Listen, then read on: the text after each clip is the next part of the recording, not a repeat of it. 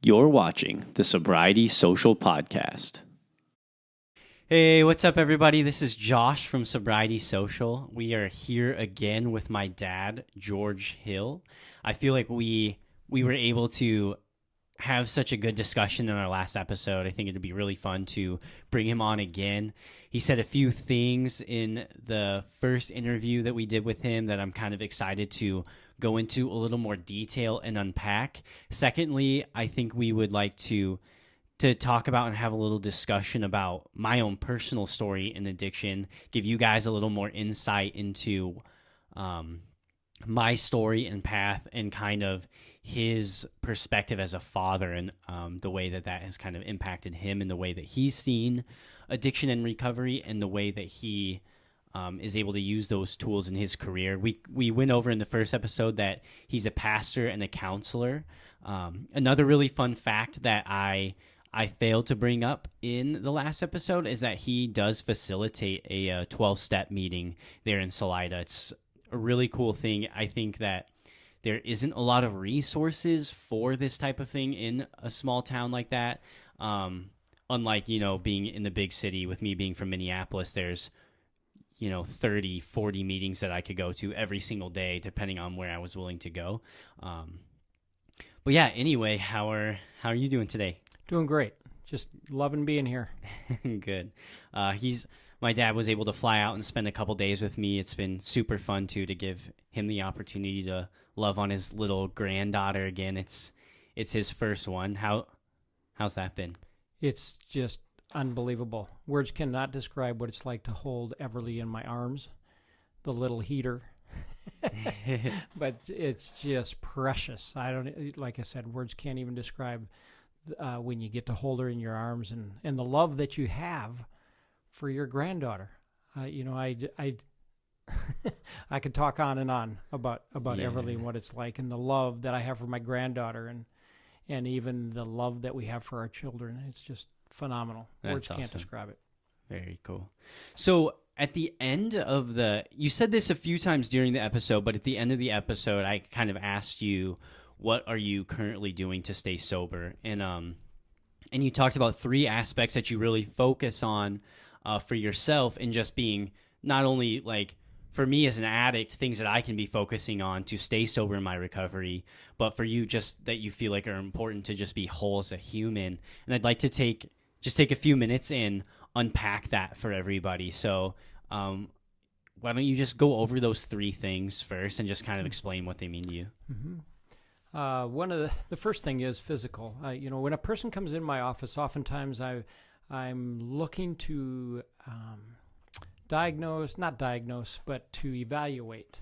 I'm trying to evaluate what really is going on in their life. I mean, they come in typically with a presenting issue, and I'm looking at three areas that I believe that we discover wholeness in: the physical, the emotional, and the spiritual.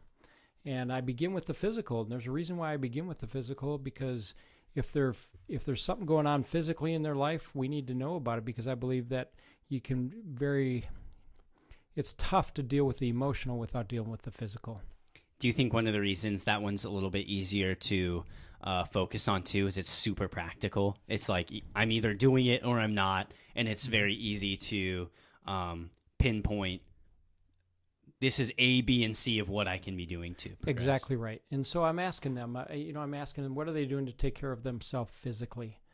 And that can involve their eating, or it can especially involves their exercise in their body. There's tons and tons of documentation about when you're exercising physically, what it does to your emotions, and what it does to take care of your health, because you're physically active. So I'm asking that question first. Is that something that you try to identify for them or work on for them, or you just kind of say, what are you doing to take care of yourself physically, and you kind of just let them take it from there? I let them talk. I try to get them to talk to me about what they see, how they see themselves, and what are they doing to physically take care of themselves. Now, it might take some leading questions to ask them, but I'm trying to get them to talk about what does it look like for them.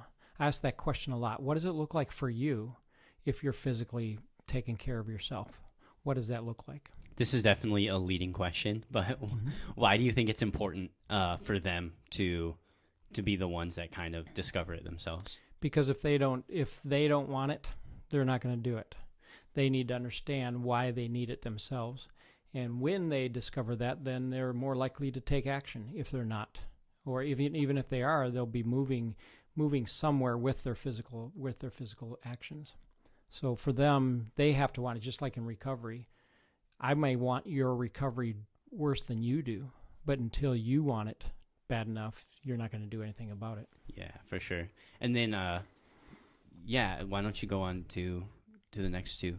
The emotional part for me is, are you talking to someone else about the deep parts of your life, the struggles, the fears, for example, when you called me on that night and you said to me, I've had enough, I can't do this anymore, I'll do whatever you tell me to do, Dad. And 2 days later, we had you on an airplane headed to Minnesota to go into a treatment program. Sherry, your mom, and I, right, that really threw us into a loop emotionally. And being a pastor was really struggle, because who do you talk to about that? My son's an addict. I have these expectations of what it looks like to be a pastor, and even though they were false expectations, they weren't realistic. And to be honest with you, they're the people who supported me the most, but it still is terrifying to talk to other people about my son's an addict. But who do I have to go to to talk to about those kind of issues? And I think oftentimes that us parents have that struggle of who do we talk to? And that's for me, that emotional component is a really important part. Who do you have to talk to? And you can find it in different places, but for me, I found it, the people that I'm closest to in our church, I began to talk to them and lay out some of my fears, some of my emotions, and that's what I'm talking about in that emotional area. Who do you have to talk to about the deepest issues of your life? I think something that you're talking about is really crazy for me to really even just process right now as we're talking about how the two different perspectives, right? So I got on that airplane September 23rd, 2015. Well, September 23rd, 2015, that was my sober date. 2 days later, the 25th, that's when I got on the airplane to fly out to Minnesota.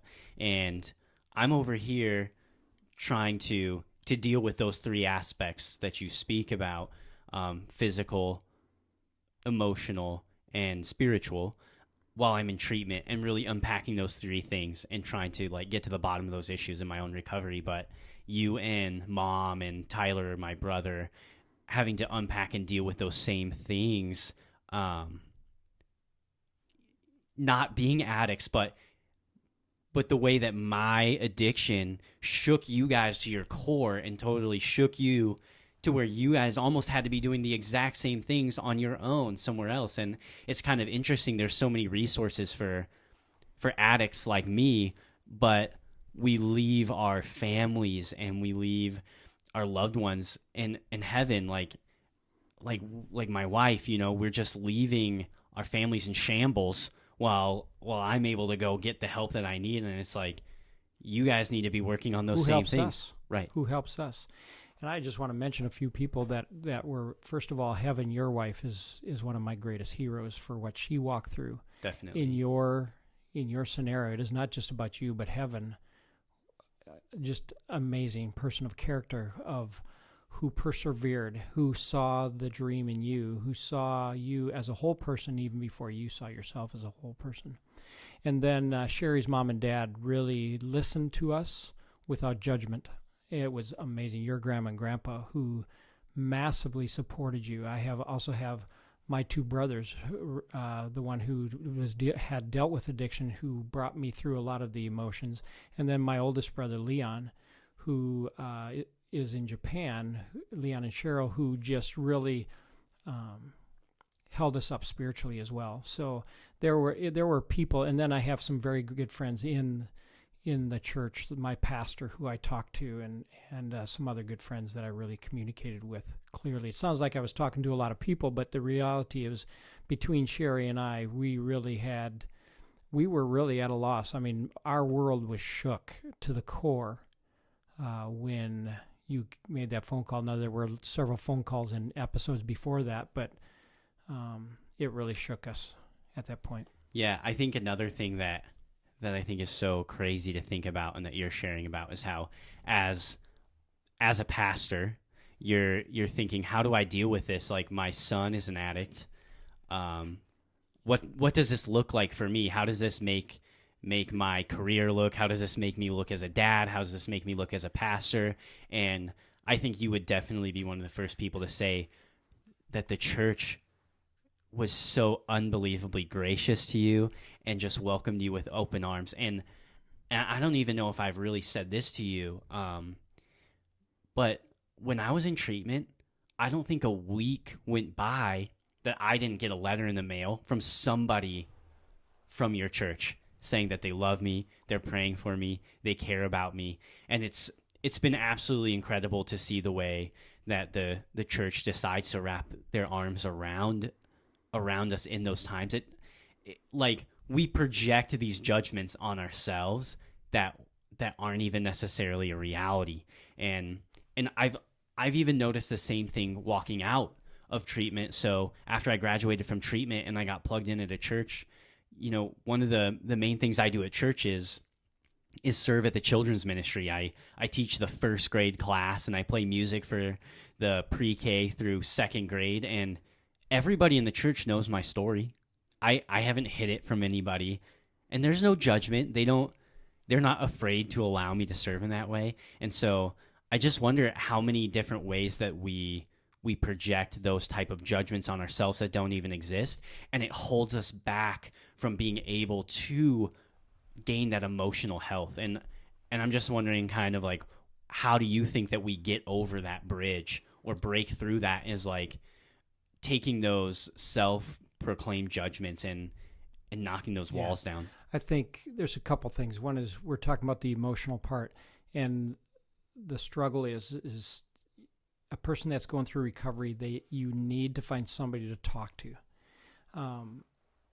And we're, as you and I are talking, obviously there's different forms of that. I'm family. I'm also this pastor who have these expectations of what it's like to be a pastor and to have a son who's an addict. What does that look like, and what does that look like for me? And I had to set those things aside because I loved you and I cared about you more than my job. It was way more important than my job. So I had to set all that stuff aside. Now, you also asked a little bit more of a question about, in fact, I kind of forgot where you were going with that, but it's okay. I think back to those issues of expectations of the church and how that perception. Well, I think one of the greatest things you ever did, Josh, was that you did not hide. You didn't hide your story. You came right out and talked to people about what you were going through, that I'm in treatment, that I am in recovery. These are my issues, and you didn't hide that from anyone. I believe that that's one of the best things you did, is because of you didn't try to have a secret in your life. You kept that out in the open. And to be honest with you, it made it easier for everybody else around. Because when you were able to talk about that, when you were able to talk about that openly and honestly and freely without the secrets, you were, it made everybody else around you more comfortable to be able to talk about the issues that you were walking through, or that we were all walking through, to be honest with you. Yeah, I absolutely agree with you. And I do think it's important to acknowledge the fact, though, that that happened after I decided to get better. I did years of hiding, years of lying, years of manipulating before I got to that point. Absolutely. That was post-treatment, for sure. Post-treatment, you had made a decision to be well at that point. Yeah. So when you talk about being emotionally well, so kind of comparing, contrasting that from the physical aspect, I think it's really easy to tell, am I taking care of myself physically? Mm-hmm. Am I exercising or not? Am I eating healthy or not? I can look in the mirror and see if I'm making progress, or get on the scale and see if I'm making progress, or just look at am I being active every day? How do you gauge that type of like progress or success when it comes to emotions. emotions? First of all, I think that we ought to blow up the scale of expectations. We need to get rid of them, because I think every day, every one of us, we have events in our life that cause us to have emotion. The big question that we have is, how are we going to deal with those emotions that we have? The Bible says, be angry and sin not. It's not the anger that's wrong. It's how do we respond to the anger. And so emotionally, I think that we're dealing with emotions every moment of every day, and we have to ask ourselves, how are we dealing with those emotions? Let me give you another example. The movie Inside Out. It's an animated movie. What a great movie. Yeah, I love that movie. And it basically talks about emotions. Go back and watch that movie. It's phenomenal. Heaven would absolutely love it if we watch that tonight, by the way. So I think we should just, there you go. Side note, we'll make sure to do that tonight. Watch Inside Out. So, but what it does is it helps you confront the emotions that you're having. And the problem that we have is when we're angry, oftentimes we suppress that anger, and it's going to leak out somewhere. That anger is going to leak out somewhere. And oftentimes we move to those places of pain. What are we doing with the pain, whether it's through addictions or other things, sleep, eating, whatever. The other thing that's fascinating to me is oftentimes fear shows up in places of anger. It comes out as anger. You're driving down the road, kid runs out in the street, and you slam on your brakes. The first thing you do is you're screaming. Well, really, it looks like anger, but really it was fear. And that happens in our own lives as well. We're afraid, but we don't address it. So I think the healthiest thing that we can do is talk to people. Have a close friend that you go for a walk and you just talk about the stuff that you're walking through in life. Yeah, that's quit awesome. Trying to hide, quit trying to avoid, but just talk about the things that are going on in your life. I have a guy named Dustin. He's a good friend of mine that we go for a walk and we just talk about stuff. He's a recovering alcoholic. It's just fascinating to walk that journey with him too as well. I love that guy so much because he's real. He's saying, these are my struggles with my family. These are struggles that I'm having with whatever in his life. Yeah, Dustin is somebody his story absolutely blows my mind. I would love to one day bring him on the podcast, or even allow the two of you guys to sit down and have a conversation, just so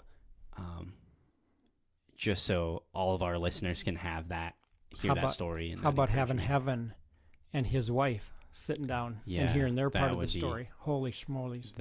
That gives me goosebumps, Steve. Me too. Me too. Yeah. So we've talked about physical and emotional. The third aspect that you think is super important, and I would 100% agree with you, would just be the spiritual aspect. And I just want to hear a little bit about what does that mean to you specifically, because I think that can mean different things to different people. But I think I do not believe that you think that this means that it can mean different things to different people. The spiritual health aspect, I think I don't want to put words in your mouth, but it's not about being spiritual, but about how are we pursuing Jesus Christ and our relationship with him. And so I just like to hear a little more specifically about what you Well, I want to talk a little bit about the practice of that relationship with Jesus, because you see, I believe that my relationship with Jesus, and I'll talk about it in first person, that my relationship with Jesus is as much about who I am as what I do. But I do believe there are some things that I do that cause that relationship to grow, just like you have a relationship with a friend. You spend time with that friend. If you don't spend time with that friend, what does it say about your relationship? You spend time doing what? Talking, hanging out together. I often use the illustration of, if you have a best friend and you do everything together, we talk about the ingredients of that relationship. You spend time talking on the phone, or however. You spend time together. You don't just talk on the phone, but you get together and spend time together. But it causes you to listen too as well. You can't just be the only one talking. You have to listen to the other person. You have this relationship with this person. Let's say that person moves across the country and you never talk on the phone. If they come through town and they just drove through town and didn't call you and stop, what does that say about the relationship? And I say that same thing about my relationship with Jesus. I believe there's ingredients to a healthy relationship. One is I have to read the Bible because I believe that that's the main way that God communicates to me about how I should be living my life. And it teaches me about him and talks to me about how much he loves me and cares for me. He also teaches me how to live life.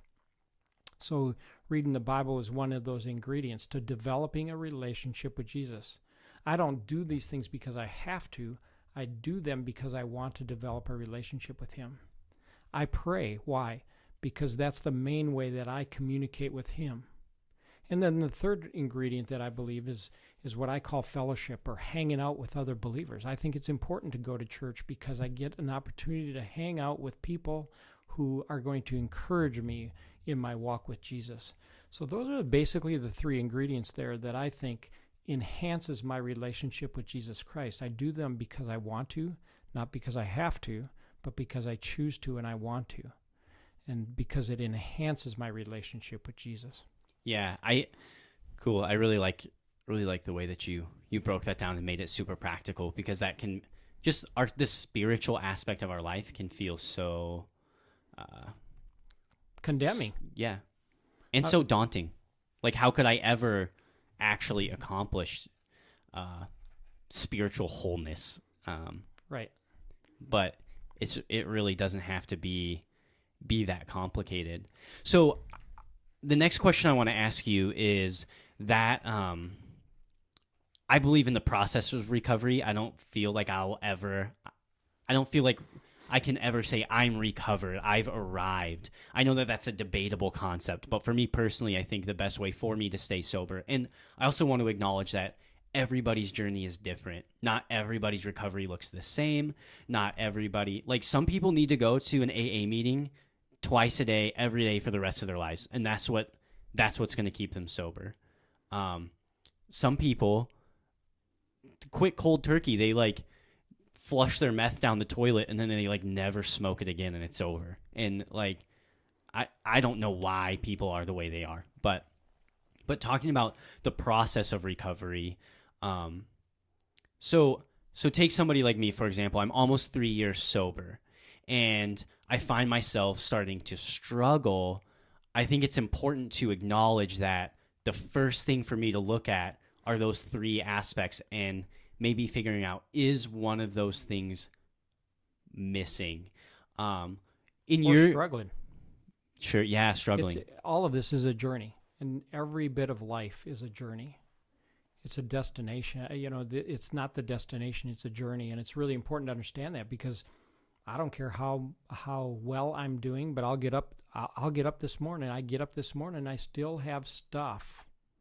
You can call it whatever you want. I still have junk in my life, and I believe that every morning I have a choice of a plate to step up to, a plate of God's blessings or a plate of the junk. And the hard part is oftentimes I'll choose to step up to the plate of garbage, and that sets my mood. It sets the tone of my day. It says, what am I going to choose to make most important in my life? Mm-hmm. My relationship with Christ, or the drugs, or eating, or whatever you're also dealing with. Sure. My brain goes one way or the other. Yeah. So I think I can kind of go first, and then I'd love to hear your take at this question. But I don't think we ever, like I said, we ever reach full arrival. So for myself personally, when I look at my personal life right now, I think probably the place that I'm lacking the most in is taking care of myself spiritually. And I think that can be an interesting thing to even admit out loud, because I go to church every Sunday. I go to like my small group and I'm around my friends. But even in starting this podcast and being so excited about getting this started, the first thing that I do every morning, right, is like get on my Instagram. I want to post. I want to engage with my audience and my followers. And I think that like my spiritual life has been the place that's been the most lacking.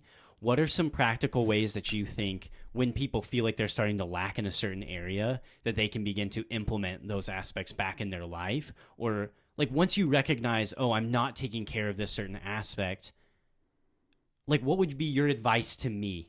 Mm-hmm. Yeah, I think I understand your question. And the one of the hard parts about spirituality is that people just think that it happens. But I do believe it takes some discipline. Just like you staying sober takes discipline. You're still not going to just go hang out in a liquor store. Right. So it takes discipline for us to grow our walks with the Lord. And so what would I do that's practical?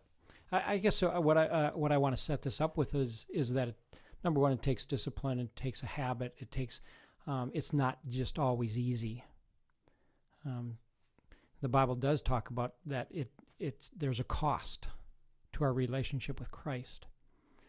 The benefit is amazing, awesome, eternal life with Him, but there is a cost. So I would just say you got to make it a priority.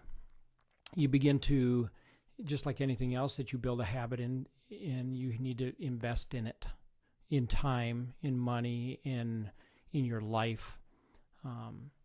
Whether it's music, whether it's movies or whatever, you need to invest in your walk with the Lord. I think for the sake of vulnerability and just showing the listeners that we're not just like BSing and we actually think that this is legit, what do you think is the aspect that you may be lacking or need to be working on in your life? Every one of them. You know, in my physical one, I battle with my physical health all the time. Getting out there and walking, it is not easy. But if I choose to do it, when things are going well, I choose to do it early in the morning. It may be different for other people, but for me, when I get up early in the morning, I get to do it. When things are going well, I want you to hear me say, when things are going well, because when things aren't going well, who knows? I mean, it all goes out the back door. I do it in the morning. Now, one of the things when things are going well is when I take my walk, I have my headphones on. I'm either listening to a podcast, a speaker, pastor podcast, or I will... or the Sobriety Social podcast. Or Sobriety. Yeah, that's it. That's what I thought you meant. Or Christian music or whatever. I'm trying to feed my mind. Just like I said in the last thing, who you're going to be 5 years from now depends on the material that goes in your mind and the people you hang out with. I just do that in different ways. So yes, the spiritual, the emotional, I struggle in the emotional. If I'm not talking to people, I'm trying to own my own feelings. I'm trying to control my own feelings. I turn into a mess. The third thing is the spiritual. The physical, emotional, and spiritual. I just do my best to get into God's Word every day, somehow, some way. And right, like I said earlier, I'm reading through the Bible in a year, and there's tons of programs out there, but there's one. It's called the Gospel Project, or the Bible Project, that is really, really good. Has videos and everything. Yeah, keeps me plugged in. Yeah, I really love that as well. And again, on the show notes here, I'll definitely post a link so you guys can find that, because that's been super instrumental for me. I have one more just big point that I want to make based off of what you're saying, and then I've got just another kind of wrap-up question to give you, because again, I think we've talked about a lot, and it's a lot for people to swallow. Mm-hmm.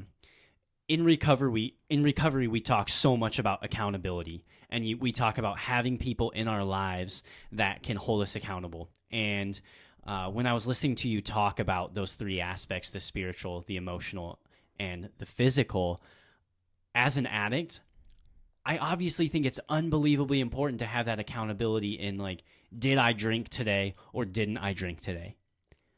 But accountability doesn't have to stop there. Have somebody in your life, have a community in your life that's holding you accountable to all three of those aspects. And that's how you're going to make long-term success. That's how you're going to have long-term recovery, is by not just having somebody hold you accountable to, did you use today or not? I want to make myself very clear. I think that counting your days of sobriety is awesome. I think it's super great to celebrate those type of successes and to look at how many days you've been sober and be proud. So hear me clearly when I say that, but I think that we don't spend enough time celebrating the other successes. Did I take care of myself physically today? Did I take care of myself spiritually today? Did I take care of myself emotionally today? Did I show up where I said I was going to show up? Was I honest? Did I lie? Am I holding myself to this higher standard? Keep track of those things too, because it's not just about did I or didn't I use. I thoroughly agree with exactly what you just said. Yeah. Yeah. That's really good. Yeah, I think that that's why accountability is so important in You also, recovery. with accountability, you have to have a relationship with somebody, which takes time to develop a relationship with somebody that can get in your face and say, are you using or are you not? What is your life like? Did you go for a walk today, George? And if you didn't, what does that mean? I mean, I want this relationship with this person to be so honest, but if I keep saying, no, I didn't go for a walk 12 days in a row, well, is that important to me then? And we have other things to talk about other than just, did I go for a walk today? Right. This issue of accountability, this issue of a relationship, depth of the relationship, that a person can get after me, and I'm not going to put my tail between my legs and run away. I'm going to confront, because I want to experience wholeness in my life. I don't want to just, I want to be in this journey of discovery of wholeness in my life. I don't just want to be status quo. I want to make sure my life counts for something. Yeah, absolutely. That's good. So I think just for a wrap-up question, a little bit more lighthearted to give ourselves a chance to wind down. What are you reading right now? What have you been reading that you feel like has been super encouraging, or even for fun? It doesn't necessarily have to be recovery related, but what's on the nightstand? Oh, there's a book out there called The Triumphant Sky. It's a friend of mine who chose to ride his bike across the country, and I'm reading that for fun. To be honest with you, I don't read a lot for fun. I read a lot for work, to be honest with you, to make sure that I'm ready, which is kind of a fallacy in itself. But yeah, so The Triumphant Sky is about this guy, Steve Groofy, who's a personal friend of mine who rode his bike across the country. That's Cool. That's fun. Now, I also picked up a book that I'm really excited about reading. I saw that they've made it into a TV show. It's called, I can't remember exactly the title of the book, but Living Biblically for a Year. This guy chooses to live his life just like the Bible would say to live it, and Sure. It's kind of funny. It's a real funny book. Yeah, that sounds cool. For me, on my nightstand right now, I have Shoe Dog, and it's a memoir of the founder of Nike.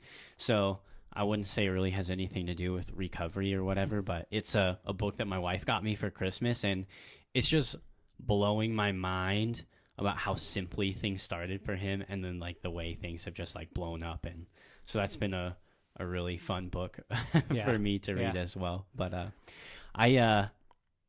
I'm so stoked about everything we talked about today. I think that there's been some really good things that we've unpacked, and I'm excited to keep Can I this. say one more thing before we close up? Yeah, of One course. is, I want to make sure that this is all bathed in how much I love you and how much I care about you. And I would say the same thing about my family and my brothers. And one thing that your brother Tyler said that I didn't even understand, that this is a characteristic of our family, that we move towards pain. We don't run from pain. And I don't know why in life we choose to run from pain, but I think one of the greatest gifts that our family has is that we move towards the pain that each other has. It doesn't make it fun. It's not enjoyable, but it's a character trait that says, I'm going to look at pain as a stage of growth, not something that I should run from. Why do we do that? Is because we love each other and we care for each other. And when Tyler said that to me, it really meant a lot to me about how we move awesome. towards pain, not away from pain. And Tyler's married to a wonderful woman named Chelsea who just affirms that over and over, the way that she cares for people around them as well. Yeah, I think anybody who follows me on Instagram knows that that's something that I say to people on there over and over and over. It's just mentioning to them, we truly grow in the storm. That's when we're making the most progress. That's where we thrive. We shouldn't run and hide during the storm, but that's really where we're making the most progress. I really appreciate you saying that. And I think that that's so applicable to people in recovery. Like, that's the epitome of rock bottom, right? We hit rock bottom and we either choose to die or literally kill ourselves, or propel and like allow rock bottom to be that springboard into our growth, into becoming the people that we're always meant to be. And for most people in addiction, that's the turning point. in that storm of rock bottom, what are you going to do with it? And that's amazing. So, well, yeah, I think with that, thank you guys so much for listening. This conversation is definitely not over. We're going to continue to hear more from my dad, George, as we continue to go on. I think that there's so much value that he has to offer in just life experience and in the way that he's stuck by my side. So, yeah, I love you guys. Thank you so much for listening, and we'll talk to you soon.